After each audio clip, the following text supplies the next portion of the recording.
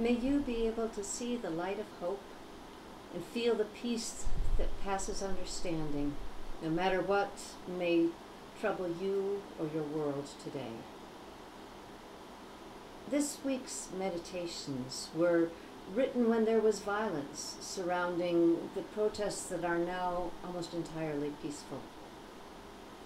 The lectionary texts from Galatians channeled my thoughts toward issues that were raised in them, into that dangerous territory where faith and politics can intersect uncomfortably. But to balance that, I decided to choose quotes that bring us back to a unity far greater than our divisions. Unity from and in the Trinity we celebrated during Sunday's worship. I'm beginning with Galatians chapter 4, verse 14.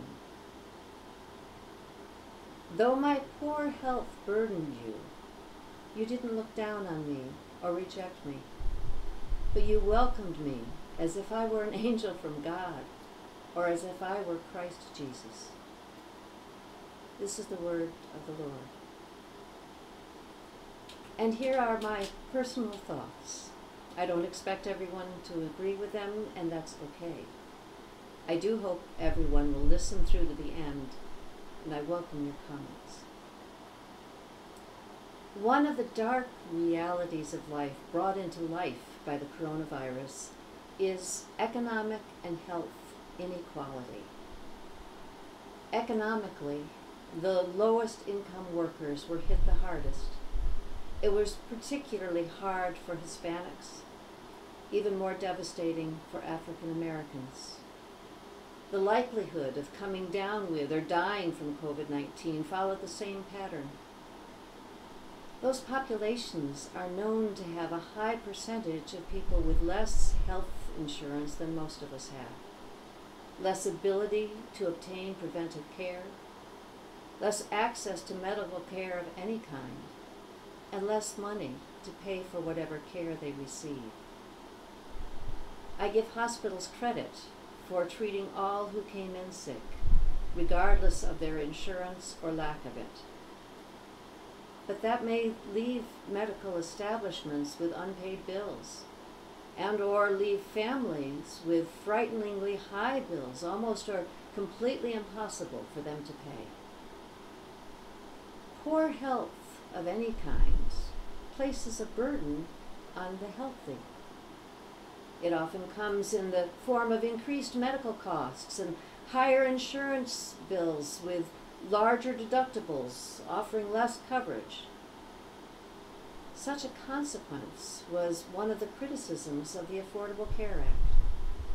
That complaint got more attention than the greater number of people insured. Universal health care would likely have a similar impact, plus other potential burdens, fears of more difficult access to health care, longer waits, restricted choice of doctors.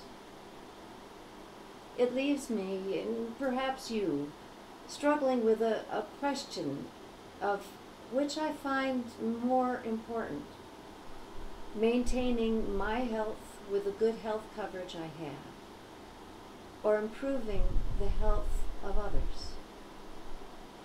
Will I accept the burden that the poor health of others places on me, emotionally and practically?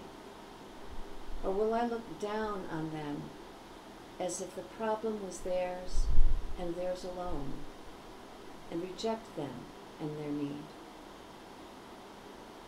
I hope I will welcome them in the name of Christ as if they were angels from God.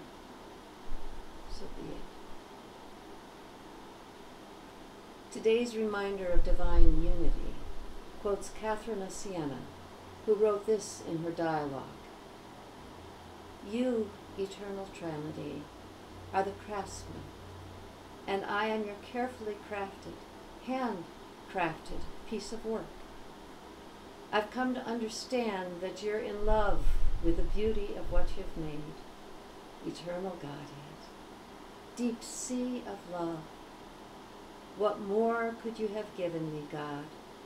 than this gift of your very real self. I end with a blessing that is a song of hope for all of us. I'll even sing it for you. May the God of hope go with us every day, filling all our lives with love and joy and peace. May the God of justice speed us on our way, bringing light and hope to every land and race. Praying, let us work for peace, singing, share our joy with all, working for a world that's new, faithful when we hear Christ's call.